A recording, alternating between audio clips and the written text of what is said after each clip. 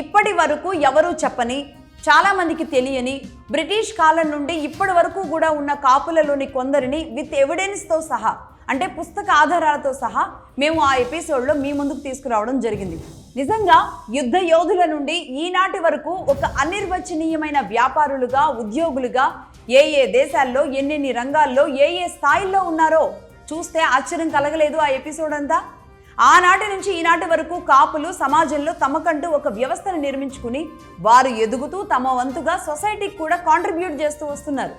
అదే విషయాలని నేను ఆనాడు నిక్కచ్చిగా ఉన్నది ఉన్నట్టుగా చెప్పడం జరిగింది. అయితే చెరిపితే చరిత్ర చెరిగిపోదు. నేను ఈ వీడియో రిలీజ్ చేసిన తర్వాత కొందరి నుంచి ప్రశంసలు వస్తుంటే మరికొందరి నుంచి ఊహించని విమర్శలు. నీ కులం ఏంటో ముందు చెప్పు అని నన్ను అడుగుతున్నారు. ఒక కులం చరిత్రని ఉన్నది ఉన్నట్టుగా చెప్పినందుకు ఇష్టం వచ్చినట్టు భాష కూడా మాట్లాడుతూ, బూతులు తిడుతూ, దీన్ని ట్రోల్ చేస్తూ మెసేజ్లు చేస్తున్న వాళ్ళని ఏమనాలో కూడా నాకు అర్థం కావట్లేదు. అసలు నేను దాన్ని పట్టించుకోవాలని కూడా అనుకోవట్లేదు. రైట్?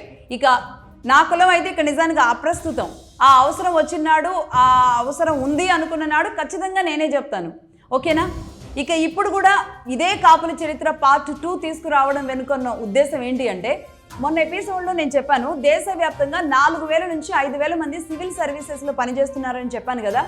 అసలు ఏ ఏ స్థాయిలో సివిల్ సర్వీసెస్లో వీళ్ళంతా ఉన్నారు అని లెక్క తీస్తే నేను మొన్న చెప్పిన నెంబర్ ఏదైతే ఉందో అది చాలా చిన్నదండి. అంటే వ్యవస్థల్లో ఐపీఎస్లుగా, ఐఏఎస్లుగా వేళ్ళు ఉనుకుపోయి ఉన్నారు చాలామంది కాపులు. ఇదంతా ఇప్పుడు నేను చెప్పిందంతా కూడా, ఇప్పుడు నేను చెప్పబోయేది కూడా అంతా ఒక క్రీమీ లేయర్ మాత్రమే. అంటే ఉన్నత, అత్యున్నత స్థానాల్లో ఉన్న వాళ్ళ గురించి మాత్రమే నేను ప్రస్తుతానికి చెప్పబోతున్నాను. ఇక ఆ తర్వాత 2nd grade, 3rd grade, 4th, 5th ఇలా గ్రేడ్స్ వారీగా అనేక ఉద్యోగాల్లో ఉన్న వాళ్ళందరినీ కూడా కలుపుకుంటే భారతదేశంలో మొత్తం కూడా చాలా ప్రదేశాల్లో కాపులే ఉన్నారు. అలాగే జడ్జిలుగా ఉన్నవాళ్ళు కూడా ఉన్నారు. అంటే ప్రస్తుతానికి కూడా చాలామంది జడ్జిలు ఉన్నారు. ప్రస్తుతం ఉన్న జడ్జిల గురించి మాట్లాడకూడదు కాబట్టి జడ్జిలుగా పనిచేసిన వాళ్ళ లిస్టు మాత్రం ప్రస్తుతానికి తీసుకోవడం జరిగింది. ఐపీఎస్లు, ఐఏఎస్లు, జడ్జెస్, అలాగే పద్మ అవార్డ్స్ తీసుకున్న వాళ్ళు తెలుగు రాష్ట్రాల్లో మాత్రమే కాకుండా ఇంకా ఏ ఏ రాష్ట్రాల్లో ఉన్నారు అదంతా కూడా ఈ ఎపిసోడ్లో సిద్ధం చేశాను. ఇప్పటి వరకు ఆ ఎపిసోడ్ తర్వాత నుంచి పార్ట్ 2 గురించి ప్లాన్ చేసుకుంటూ ఇది కూడా సిద్ధం చేశాను.